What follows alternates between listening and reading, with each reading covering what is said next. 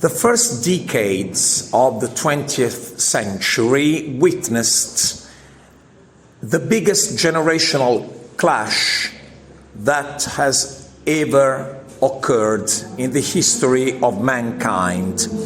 For the first time, the young generation felt the need to cut with what can be defined as tradition. That is what the fathers, the older generation, have been teaching so far. Basically, these 2 decades witnessed a world war. For the first time, and it is World War I, we see young people, young soldiers fighting for their countries for no particular and understandable reason. It was just for the hunger, for the greed of power. It was just because of imperialism. There was no real cultural, social, even religious reason for these countries to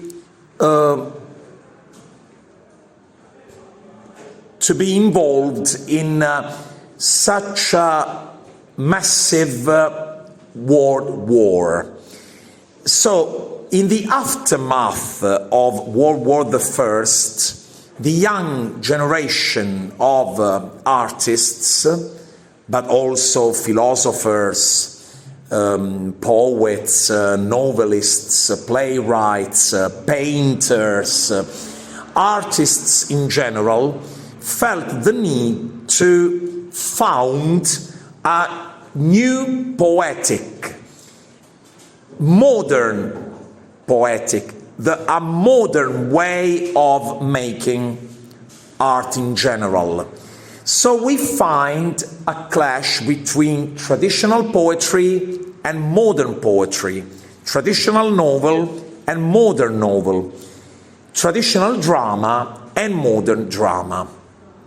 Let's start with poetry.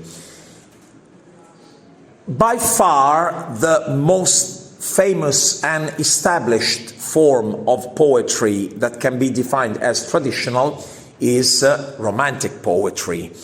What are the main features of romantic poetry? Basically, a romantic poet is self-centered. The speaking voice of the poet is central, and what the romantic poet, any romantic poet, does all the time is expressing his feelings, his emotions, in a subjective way. Well, with Ezra Pound and T.S. Eliot, this becomes totally old-fashioned. It's a wrong way of making poetry, because, as Eliot says, the poet's task is not to say, but to show. His task is not expressing his feelings, but showing what already exists outside of him. The poet's task is not to present, but to represent, meaning that once romantic poets used to present, once again, their feelings, their emotions, what they felt inside, which was 100% subjective, to the reader.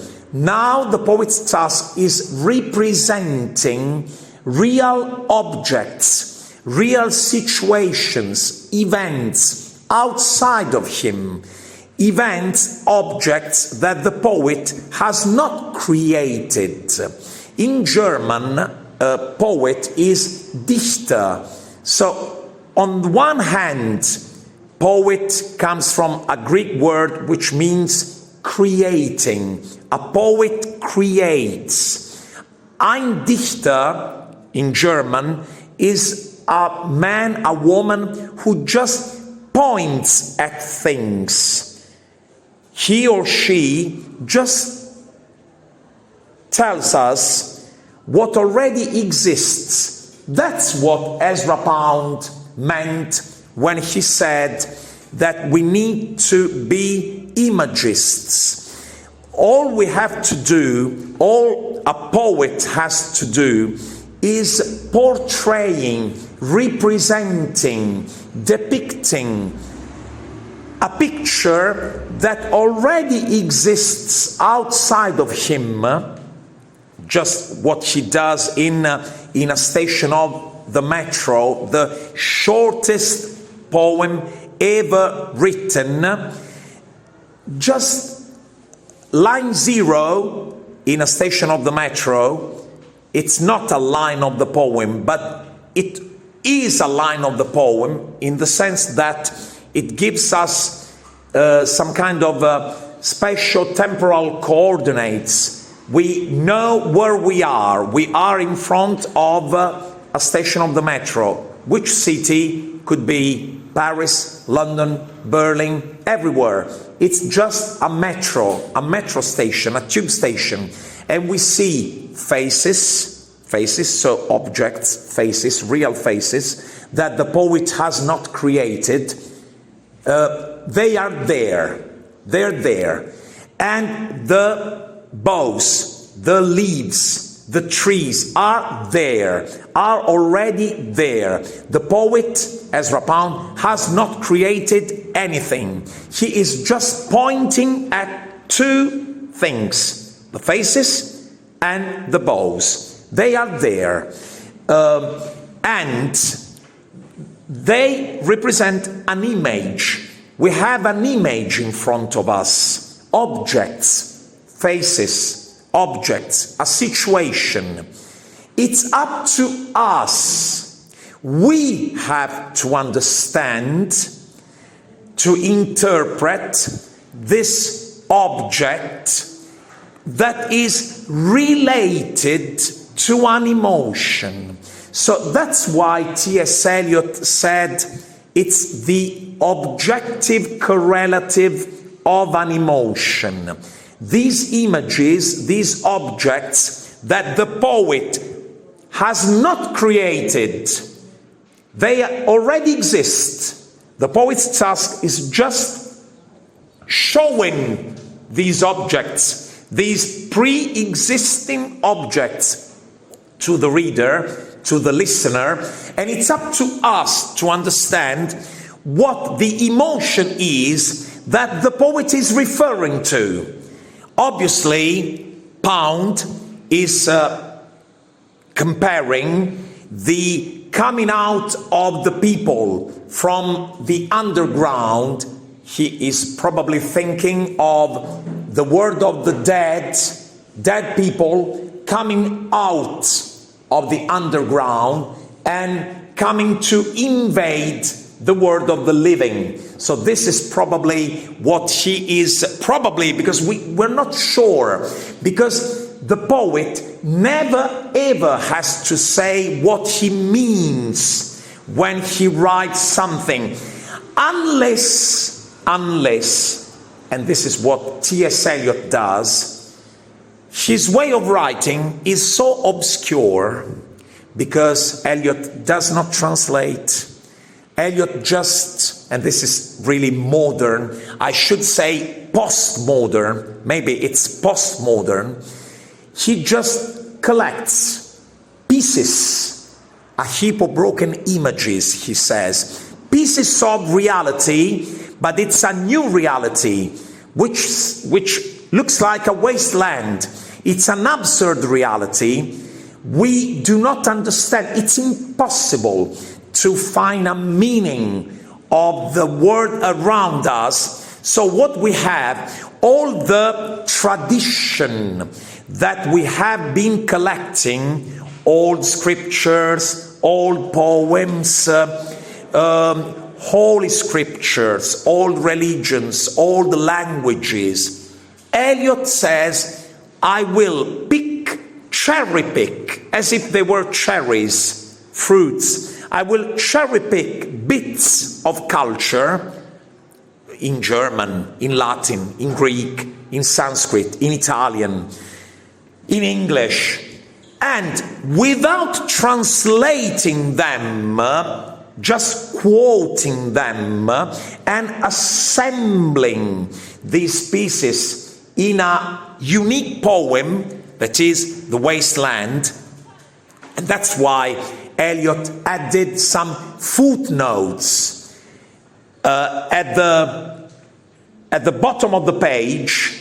Eliot himself commented on what he was writing. He needed to explain, because a reader might not know anything about the Latin language, Greek, Sanskrit, Italian, German, French. So he explains what he means using those quotations, and this is his style. Pound did the opposite.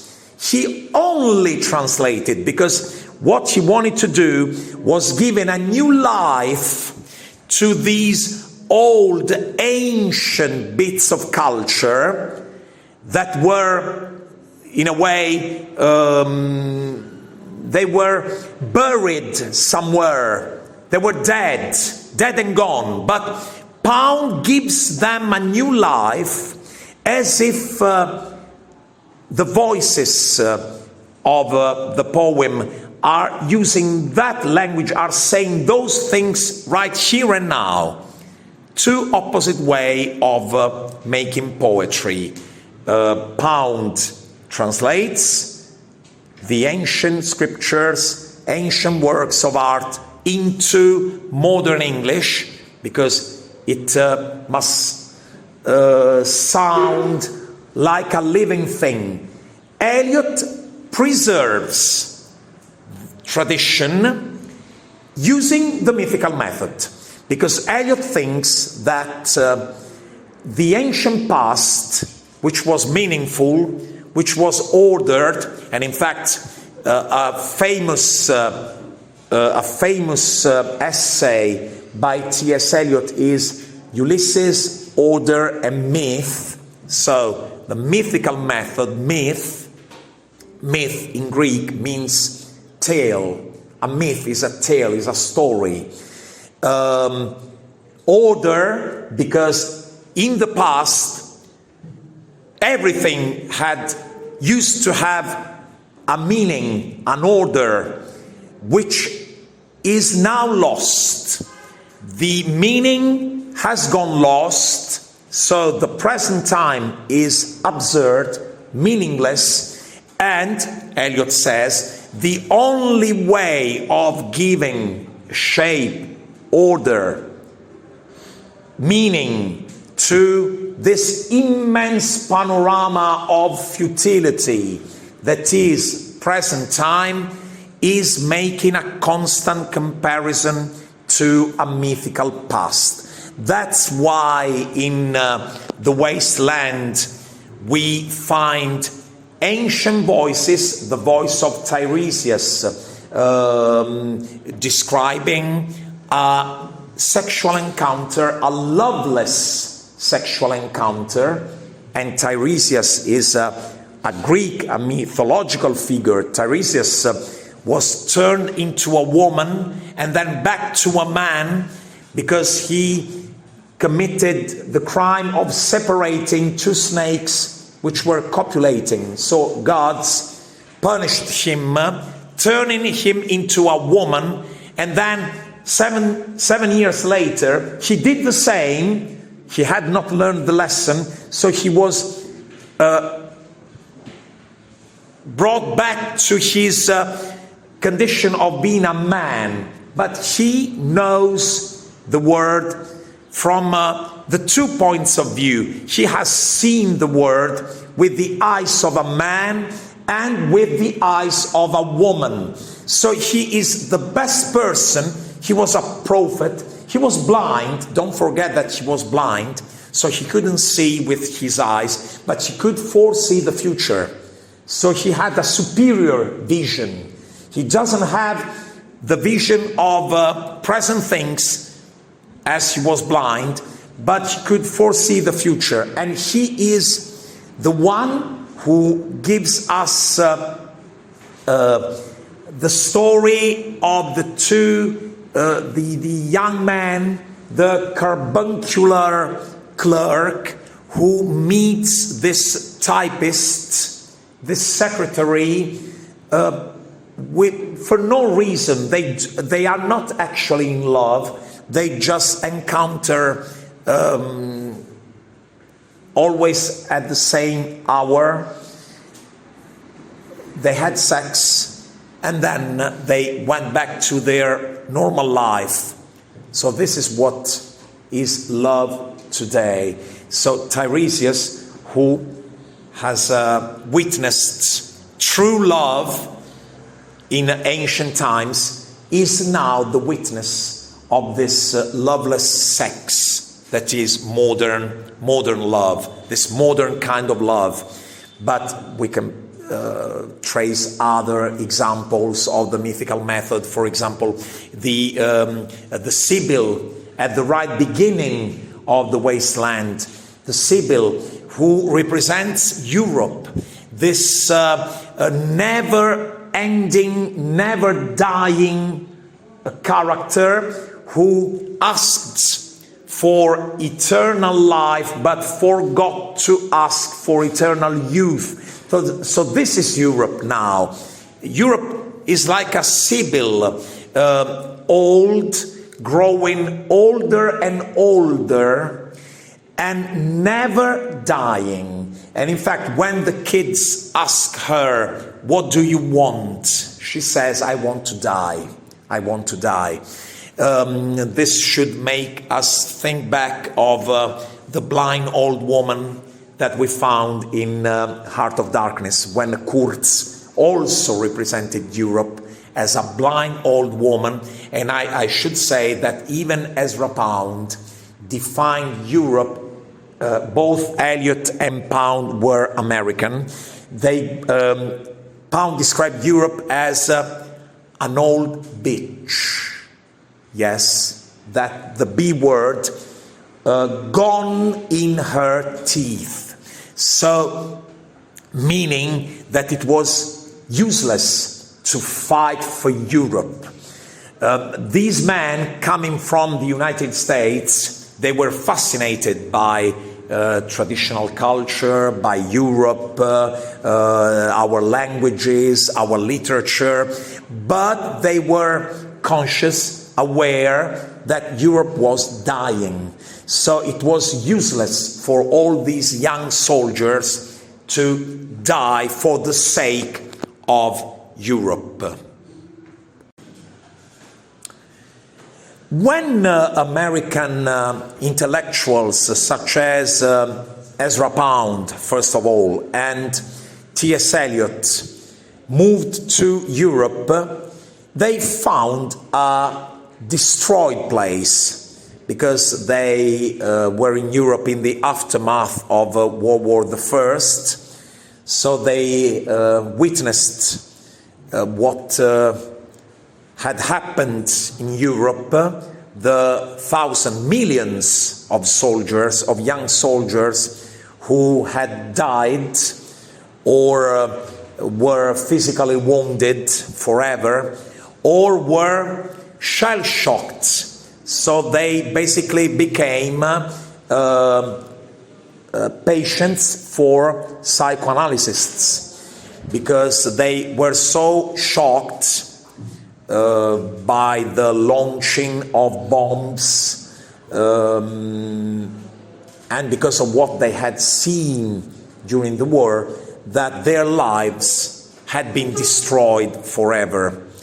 Ezra Pound had an idea about all this stuff. He thought that it was crazy to die for such old-fashioned principles and ideals, such as Europe itself, which Pound in a quite inelegant way, defined as an old bitch gone in her teeth.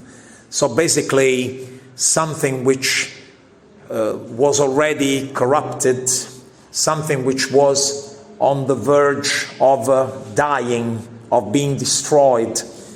An old giant which was slowly, but in an irreversible way, coming to an end. So it was really crazy to send millions of young soldiers to fight basically for no reason, because we must not forget that the real reason, the real cause of World War I had been imperialism and the greed of European and Western countries to colonize more and more unknown lands. They had started in Africa, and then they prepared for the World War that actually took place, and that had to somehow certify which were the strongest countries and which were the losing countries. In a way, the aftermath of World War I became the cause for the rising of Adolf Hitler, Benito Mussolini, and Joseph Stalin. So, in turn, World War I and its aftermath became the cause of the rising of totalitarian regimes, which George Orwell described perfectly, and in turn the cause of World War II. So, all this said, Pound were basically against war, especially because he said that there was a time when wars were fought to make new slaves. But now we fight wars for economic reasons. So even war has become a part of that general capitalistic process that Pound defined as usury, usura. Pound believed that the American Revolution had been a failure.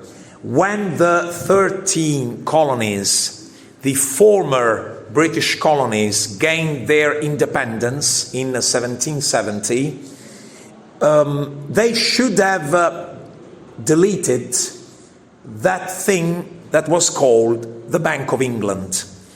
They should have deleted taxes imposed on basic commodities such as bread, such as food. They should have deleted taxes on work, on real jobs, but they didn't, because soon even the United States of America created their own bank, the Bank of America, and what Thomas Jefferson wanted to destroy was recreated in America.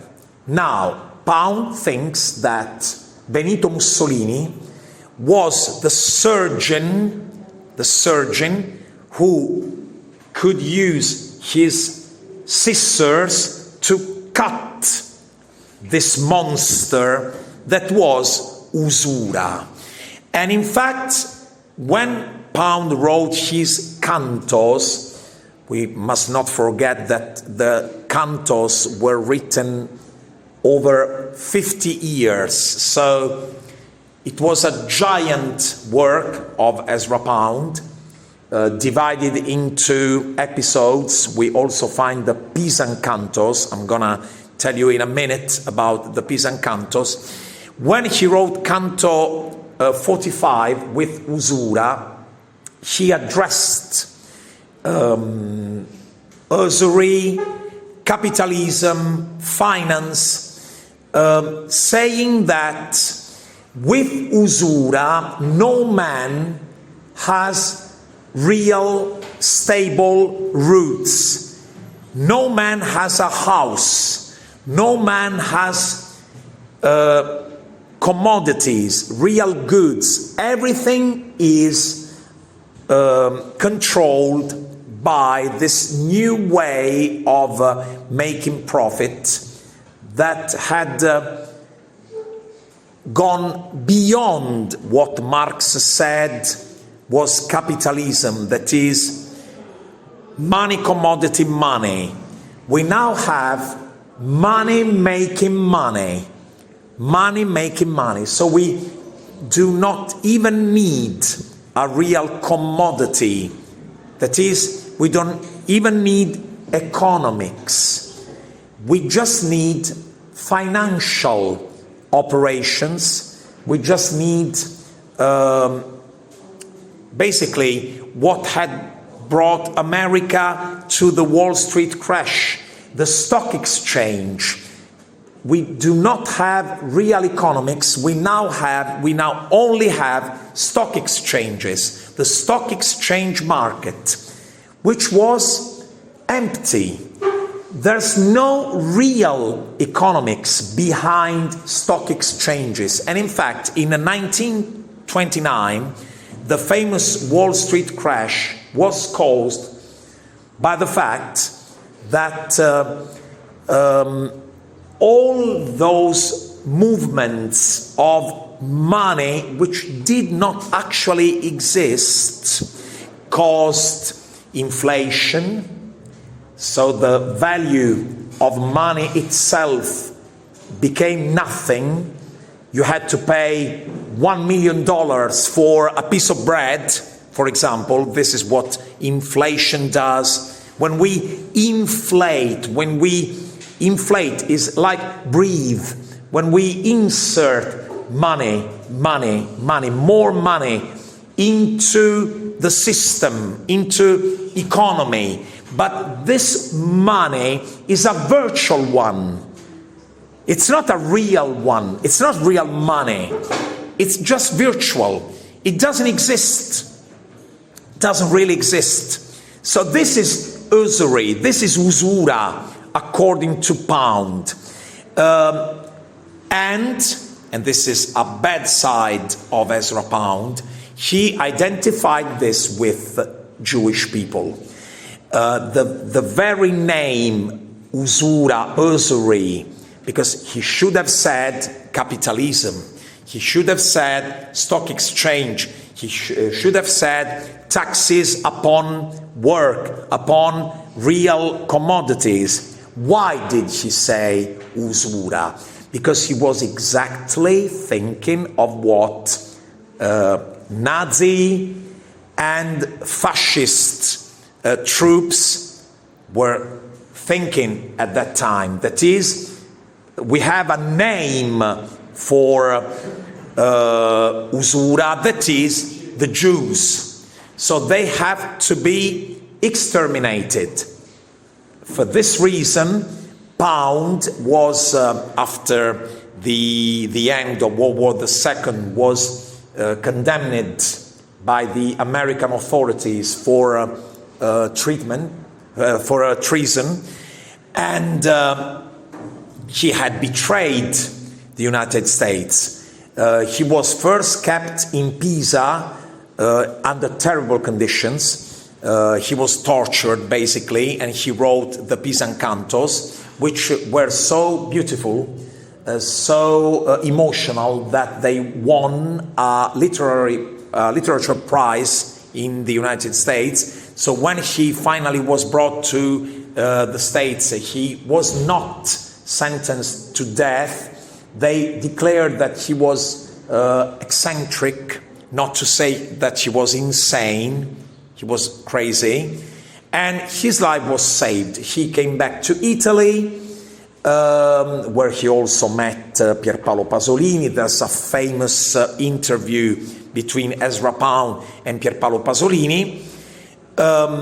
And he is the father of modernism, because apart from his being anti-Semite and all this bad, dark side of him, he is the father of modernism.